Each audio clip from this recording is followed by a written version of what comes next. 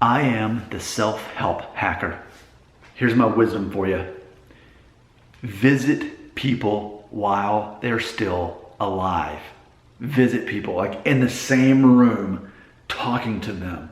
And then you get your phone and you turn it off, or you turn off, make sure that it doesn't buzz or ring, and you get it out of sight. You don't put it on there, you just get it, leave it in the car if you have to, and you talk to that person. You make plans with the person first. You don't just say, hey, I'm coming by tomorrow, or let's meet tomorrow. Say, hey, I want to spend time with you. What day this week is good? And by doing that, it doesn't get way out there in the calendar and never happen. Say, this week I would like to hang out with you. And then you put it in the calendars, and then you confirm the time, and then you show up to that thing. Your phone's not anywhere to be seen, and you're talking to that person, asking them questions about their own life, and you're reminiscing about the memories that you have shared together throughout your life. Even if you haven't known them that long, you find things to talk about.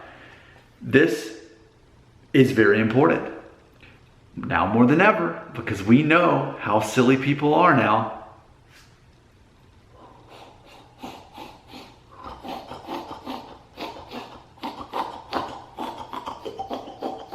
That's people on their phones, looking for something to entertain them, looking for someone to compare themselves to prove that they're better than that person, that they have aged better or done well since high school, more so than that person, or that person is actually better off than they are. Why do they get to go to Hawaii every 6 months and show off their perfect bodies on social media?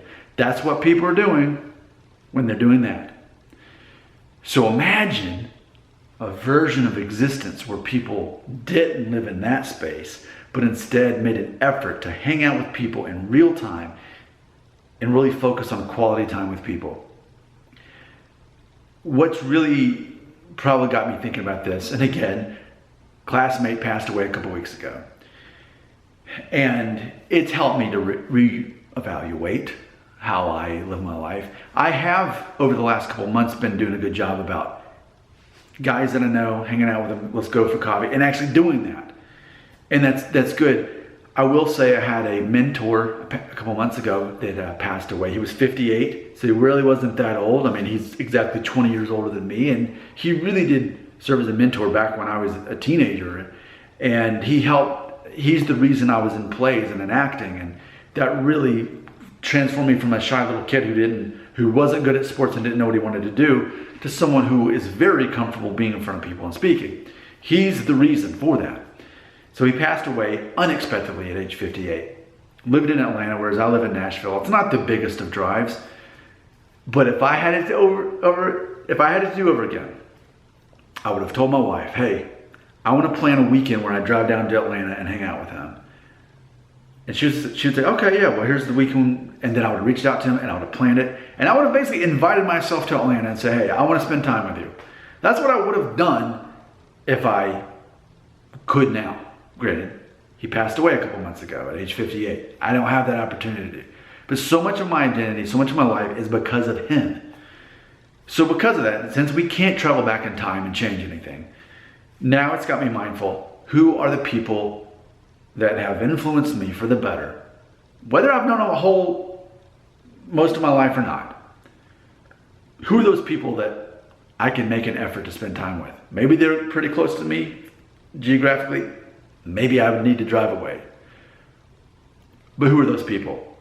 Because when it comes to what actually matters in life, obviously all that stupid stuff on social media is all fake. None of that actually matters. Those aren't people you care about. The people you care about are the people that you spend time with in real time, that you talk with. And there's no phone to be present. The moment a phone shows up, that's like saying, flipping off the conversation. Like, I could care less about you because I care about this other stuff.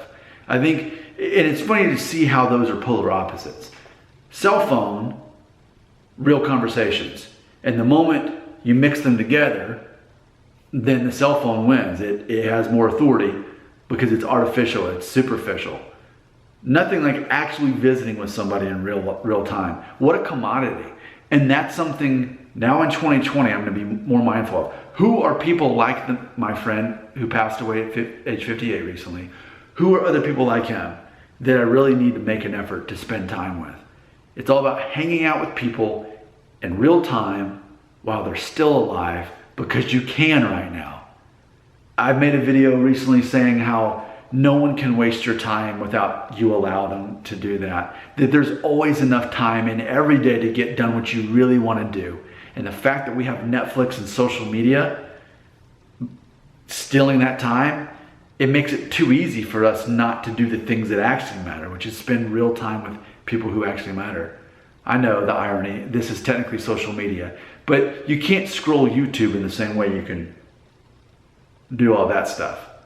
Like, this is different. I'm taking time out of my day. This is a different situation. You can't scroll videos in a turbo fashion. You have to actually sit down and watch it. So this is something that I'm doing. I've been working on and I'm getting better, trying to catch up with people while I still can in real time. Your comments are right here.